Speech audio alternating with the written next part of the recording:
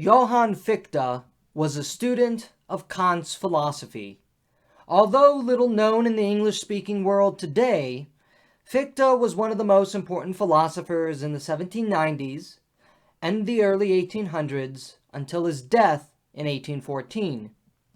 If English speakers have any awareness of Fichte, it is likely through his address to the German nation, given during the Napoleonic Wars, which was partly a speech on the need for education and education reform, as well as a call for German unity against the French occupiers, or as one of many names mentioned in Leo Tolstoy's War and Peace. Fichte, apart from being a philosopher, a metaphysician, and epistemologist, was also a political philosopher and civil servant, like many of the famous German writers and intellectuals of that time, like Goethe. His work of political economy, Der geschlossene Handelsstaat, led to him to becoming an advisor to the Prussian Minister of Commerce in 1800, despite some of the controversies in philosophy he had experienced at the University of Jena. In fact, Fichte's address to the German nation is the logical derivative of his larger philosophical projects. Fichte considered himself a Kantian in spirit, as all the post-Kantian idealists did. That is, while they agreed with certain elements of Kant, they also disagreed with the substance of Kant's limited metaphysic and epistemology. The post-Kantians nevertheless took up the project of defending mind, consciousness, reason, subjectivity against its potential enemies, the materialists and the solipsists.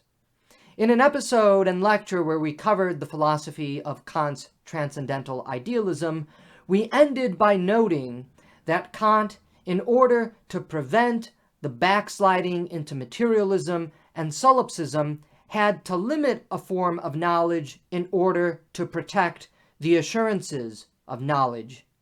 Now Fichte and the post-Kantians, restless as they are unhappy with this compromise. They do not want partial knowledge.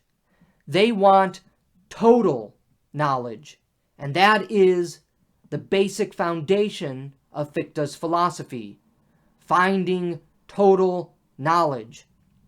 In 1794, Fichte entered the world of philosophical dialectic with the writing of his Science of Knowledge, the Wissenschaftslehre. In his introduction, he laid out the two main schools in which all philosophy could be boxed into. And again, we see the dialectic idealism inherent to German philosophy. One school he called the Dogmatists. The other school he called the Idealists, which he himself was part of. The Dogmatists were those scientistic materialists stretching as far back as the pre-Socratics to the materialists of today, now known as the empiricists. The Dogmatists were those whom Fichte opposed, for these mechanical materialists were dogmatic in their insistence that all life and laws could be reduced to the determinacy of the laws of motion. We are nothing but X, Y, and Z. According to Fichte, this reductive materialism moves us to an acceptance of determinism, which has sweeping implication, all in the negative for Fichte, as it relates especially to ethical life. Fichte, in this sense, also wished to actualize the Kantian ethical imperative. Fichte was, in a word, a moralist. He believed humans had duties and responsibilities to each other to act in the Kantian manner, in a way in which we would wish our actions to become universalized throughout the world. This is the Kantian categorical and universal imperative. The Dogmatists, in reducing knowledge to properties of mechanical laws of motion, which deny free will and therefore responsibility, leave no room for morality or even human consciousness. For morality hinges upon responsibility and conscious choice, which we cannot have if we are determined by laws of motion. For ethics is not a singular, solipsistic endeavor either. Responsibility, and therefore morality, entails upon others and knowing others, and thus we enter the great dilemma that Fichte and Kant before him, as well as the post-Kantian German idealists, are wrestling with. How do we achieve a moral philosophy of responsibility while avoiding reductionist materialism and avoiding the dangers of solipsism? If I and I alone am the only thing that exists, there can never be ethics and morality. Ethics involves the famous other. This means that ethics involves relationships with others, which also means ethics involves how we interact and deal with others, and our knowledge of others is going to impact how we relate and interact with others. Thus, it becomes the Fichtean imperative, the whole duty of man to understand others, to know others, because from this knowing of the other, our actual responsibility, moral conduct, and relationships and love for others hinges. All of it hinges on our ability to know the other. The idealists, whom Fichte considered himself part of, would have also included the likes of Plato, Plotinus, Augustine, and other elements of the Christian tradition, and of course, most importantly, Kant, the man who started the entire idealistic revolution of modern philosophy. The idealists, Fichte claimed, were concerned with conscious perception. Today we call this phenomenology. From perception, which is from the mind, arises the concern for consciousness. From consciousness, self-consciousness. From self-consciousness, the subject. From the subject, other subjects, as we come to recognize that other thinking subjects, persons, exist. And from all of this emerges moral responsibility, which is ultimately an outgrowth of perception, the movement of perception to consciousness, from consciousness to self-consciousness, from self-consciousness to understanding the subject, from the subject to understanding other subjects. And in this progress, in this evolution from perception to consciousness to subjectivity, arises duties, responsibilities in a web of moral relationships which lead to free will moral responsibility, which is the primary concern of Fichte's philosophy. Fichte's philosophy, as you could probably tell, is grounded in the self, because it is in the self that perception first emerges. This is what he calls the ego, and the ego is desire, movement, energy, creativity, moving to moral joy, which is found in absolute knowledge and absolute freedom, which is tied to absolute knowledge and ultimately tied to responsibility. You cannot be absolutely free, according to Fichte, unless you have absolute knowledge, because it is only in absolute knowledge that we have full absolute responsibility for the actions we undertake. Fichte's break with Kant, though again he considered himself a Kantian, rested with Kant's assertion that the human mind was cut off from the thing in itself, the noumenal realm. According to Fichte, while this does provide a clear foundation for some knowledge, it nevertheless is insufficient to achieve what Kant had earlier set out to accomplish, to ward off the dangers of the mechanical materialist philosophers. Accordingly, if objects, the things in themselves, remain separate and known and not known to us, the mechanical philosophers will seize this opening and maintain that the objects are the cause of our sensation, not ourselves. And this, once again, reduces humans to being instruments of pure objects, objects of matter, in which subjectivity and consciousness is impossible. For if the mind cannot perceive or have experience of these things in themselves, this means we cannot be sure that everything exists and can be perceived through the mind. As Kant argued, we must have complete and total knowledge to be assured that everything exists and that our perceptions in the minds, the thing in itself, is the origin, is the basis from which everything flows. Thus, Fichte is in a way a true son of the Kantian philosophical tradition. He wants to produce a philosophy of mind, which is the philosophy of ego, which is all-encompassing and all-knowing, which will prevent any crack and crevice from the mechanical materialist to exploit.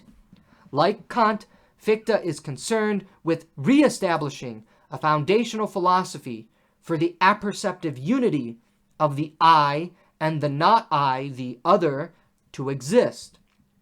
Things as they are must be tied to the self. In order to know myself, I, of course, have to be able to understand my own perception and consciousness. But for others to also exist, I must be able to confirm that they exist. Therefore, the other is not simply contained to the other, but an encounter with the other is also an encounter with myself as I try to know the other. And thus, all things that exist are tied back to myself, to my subjectivity, my consciousness, my interactions with it, with others, and the world. Fichte's philosophy is therefore not only grounded in the self or the ego, it is grounded in the heroic ego. The heroic ego which strives for encounter and conquest, to encounter and conquer the noumenal world, the world of others, the world of the not I, the world of objects and other egos different than that of my own. In this way, too, he hopes to resolve the Cartesian solipsistic dilemma, even though in his own life, Fichte was accused of being a solipsist, which is somewhat ironic. Of course, Fichte was condemned by those who didn't understand him. Fichte and his heroic self, because we can be assured of ourselves, this is the great reality of at least the positive elements of Cartesian philosophy, the heroic self, knowing itself, must therefore go out and encounter the other. The charges that Fichte was a solipsist rest on an unfamiliarity with the psychological and ontological tradition which Fichte belonged to, even if he also unknowingly inherited. In the Christian psychological tradition, humans are images of the Trinity. The Trinity is simultaneously pluralistic, yet united. Three in one: Father, memory; Son, intellect; and Spirit, love.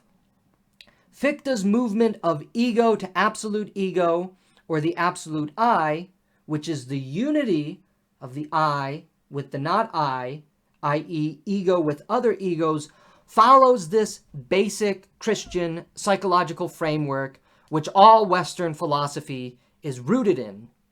There must be a unitive link that binds egos together into the absolute, just as the three persons of the Trinity are bounded together by and through love into the absolute Godhead. This binding together is what Fichte considers to be the project, the enterprise, and the manifestation of knowledge. I come to know you, that which I am not, the not I, through knowledge.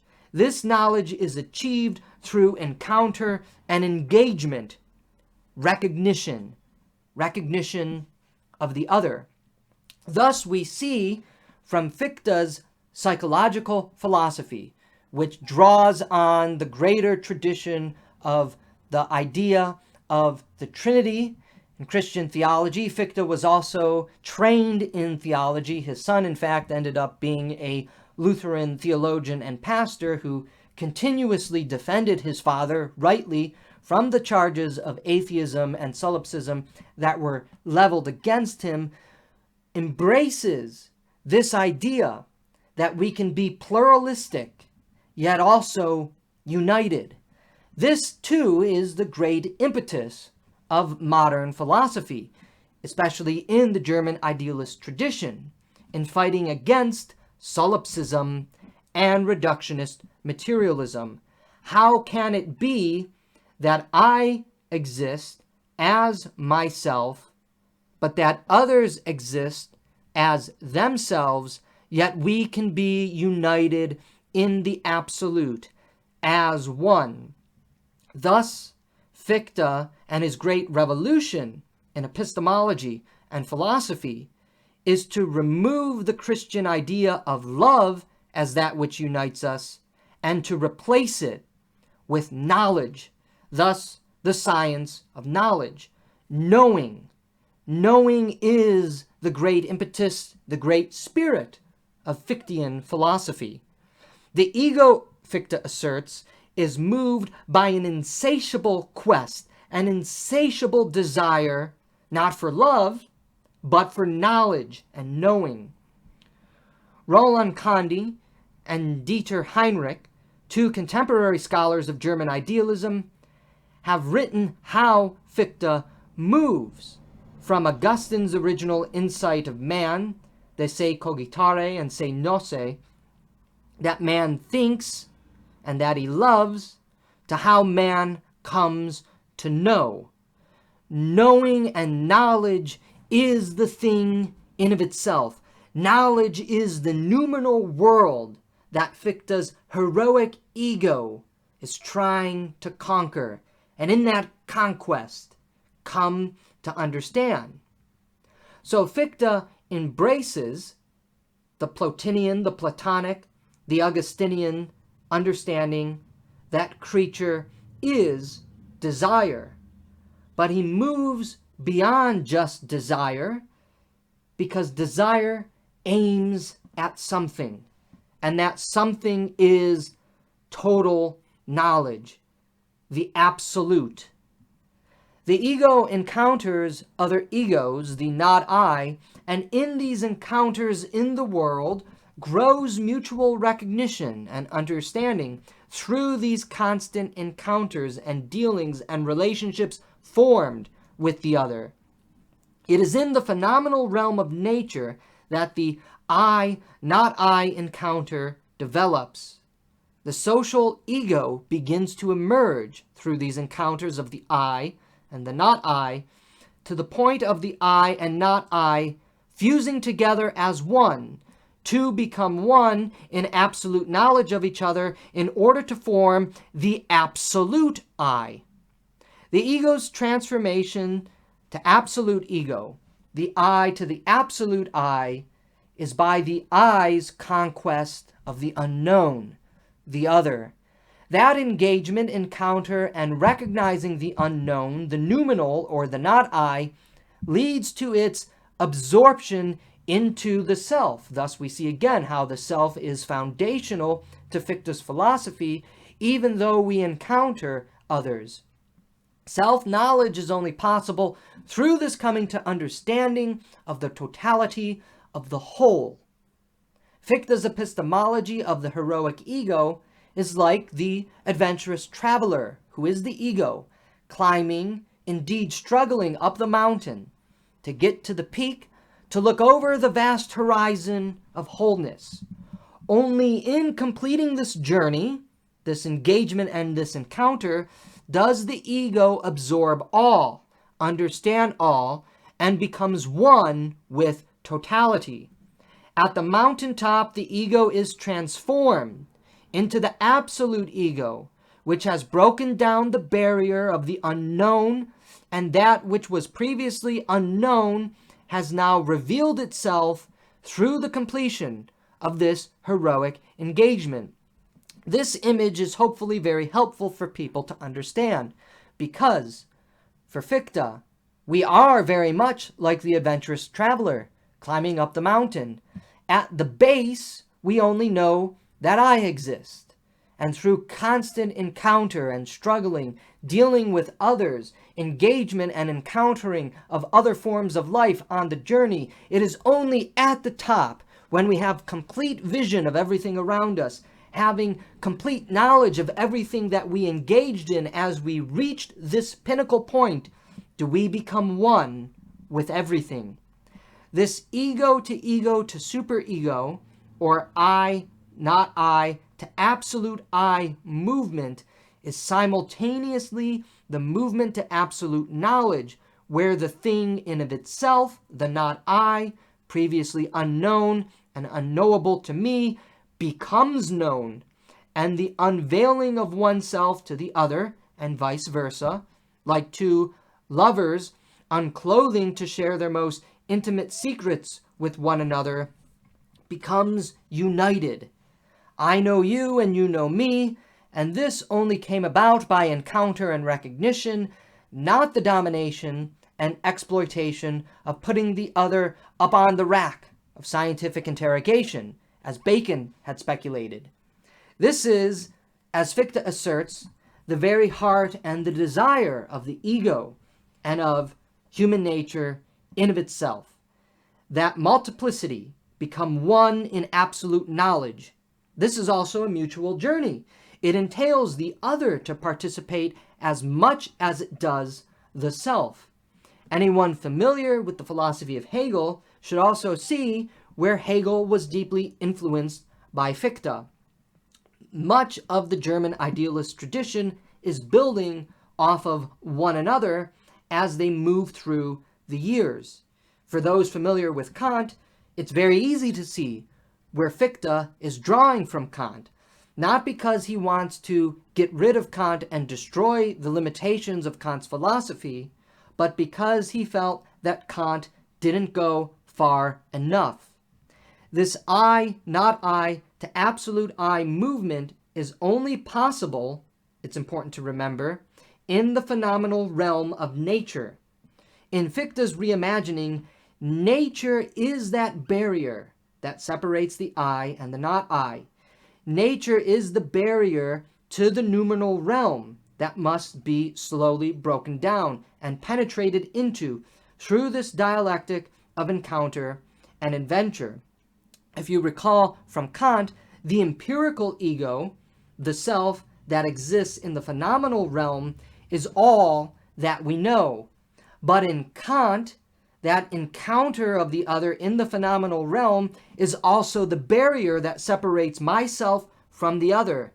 I need to move beyond the encounter of the empirical ego in Kantian idealism in order to understand the self of the other. I must understand the subjective self of whatever it is and whoever it is that I am in a relationship with. As this barrier is broken down and the ego becomes socialized and loving and knowledgeable, the I and not I grow closer together and will eventually fuse as one, becoming the absolute I. My identity, myself, is now contingent and hinges upon my relationships with others. In this sense, I am not truly myself until I have relationships with others. Think of it this way. Who are you? You are more than just your pure self. To say who you are entails who your parents are, who your siblings might be, who your friends are, where you live, who your significant other is, etc., etc. So the full and total self is you in relationship with others. Part of who you are includes the many people and as well the many objects that are part of your life. This is the restoration of the apperceptive unity of everything in relationship to you that was lost in the philosophies of Francis Bacon and René Descartes. Moreover, and in agreement with Kant, the I think knows through consciousness. Fichte's epistemology is grounded in the self, but it is also beyond the self. Consciousness. Consciousness is tied to who you are. The logical exhaustion of any epistemology grounded in the self is consciousness. Consciousness of who you are, but consciousness of who you are in relationship with everything else in your life and in the world. I come to know through coming to know the other, not, as we've said, as an object, but as a subject. I want to know you more than just as an empirical object. I want to know you as a subject. I want to know you in the most intimate way possible, which is as yourself. And I can only come to know this true essence of who you are, the inner self, by becoming an intimate participant and participator with you and with your life. That participation, of course, was through the encounter and recognition of the I and the other as they are bound together in this participation, this grand waltz of life, love, pursuit, and knowledge. Again, if this sounds familiar to Hegel's dialectic of master-slave, of I and other in the phenomenology of spirit, you would be correct. For Hegel, who was also a contemporary of Fichte, who taught at the same university for a time, was influenced by Fichte, though Hegel subsequently took Fichte's I, not I encounter and moved it out of the realm of pure subjectivity and historicized it and made it a philosophy of history, which Fichte's philosophy doesn't include. Fichte's alteration of the Kantian imperative gives a mind and a phenomenal realm the space and the time necessary to encounter and to bind together as one. And it actually becomes stronger through this sublation of nature, through the ego-to-ego encounter and route to the harmonization of the ego-to-ego dialectic, in which we begin to have mutual recognition. Nature, the empirical ego, the space existing as a barrier to the free creativity of the ego, must be made in our image. Much like how Freud said, where id is, ego shall be, where nature is, I shall be, in Fichte's philosophy. Because wherever nature is, that means I do not yet have complete and total knowledge. Nature, at once, is that which allows for the encounter of the I and not I to move to the absolute I. And nature is that space which ultimately gives way to the moral community to actualize itself in the world. Thus, again, we see the moral imperative of Fichte's philosophy of encountering and coming to know others, and how through that encounter, through the knowing of others, I become a responsible moral agent in community. This is where all of Fichte's philosophy is headed. It is Kant's ethical imperative, only manifested and made possible through complete and total knowledge. And again, this is why Fichte spends so much time on this subject. Kant's categorical imperative and his universal ethics are actually impossible from Kant's own philosophy. Because if we do not have this total knowledge of the other and of the world, we can never truly make the right decisions necessary for the benefit of all humanity. And that is what Fichte's philosophy hopes to achieve. The unity which is achieved in the movement of the absolute I, or the absolute ego, is not merely based on newfound and absolute knowledge we have with each other, but also based on the responsibility and duties we now share with each other, which come from that knowledge of the other. For instance, we all know, anybody who has dated another or anyone who has married, that our decisions, our moral responsibilities to another, come from the knowledge and the intimacy that we have with our significant other. If I want to buy them, for instance, a wonderful present or show my token of appreciation to them, to actually engage in a responsible life with them, I must know who they are. But in that knowledge of who they are, this leads me to take actions based on that knowledge. So action and activity given to the other, which also makes myself happy, flows from that absolute knowledge I have gained. And in all of this, we see how the unity is preserved and how solipsism is avoided and how reductionist materialism is also buttressed against. I, you, the community, others are now all bound up in this relationship of knowledge leading to action. All self-consciousness, freedom, and reason is bound together through this rational engagement and encounter.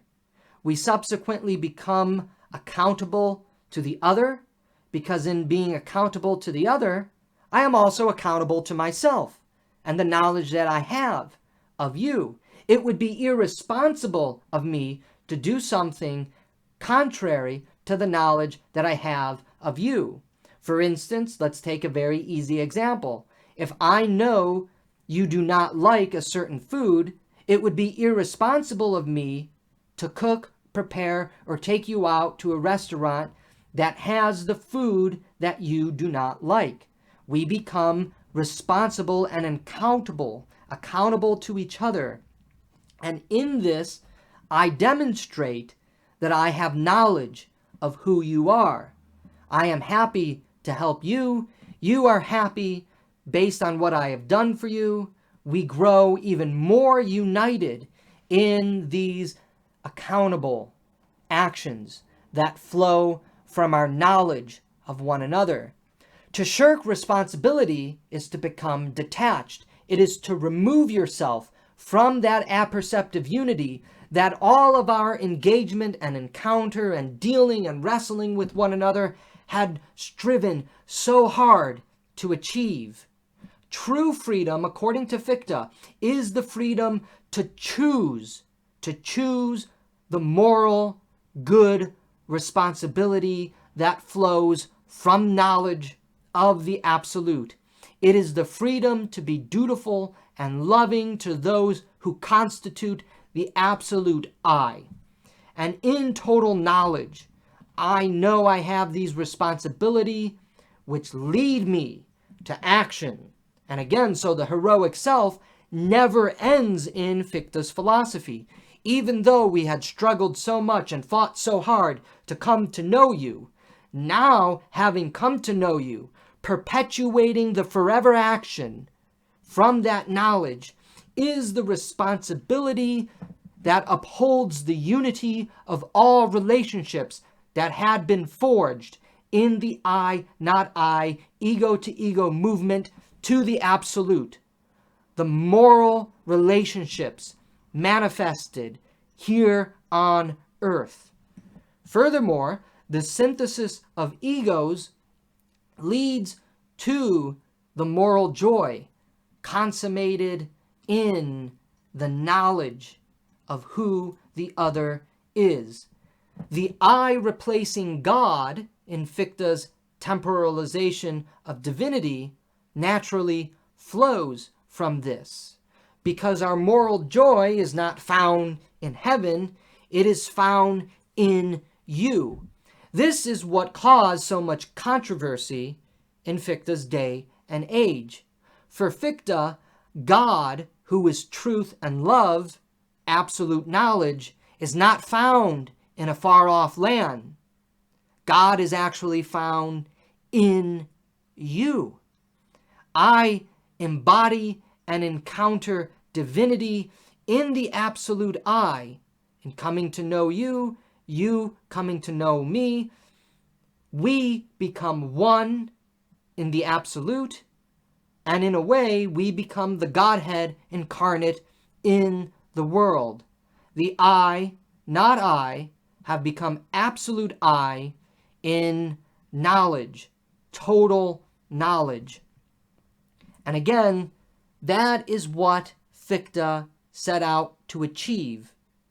In drawing from Kant and the philosophies before him, Fichte saw the problem of how we can have freedom, consciousness, and moral responsibility if we do not have complete and total knowledge of the other.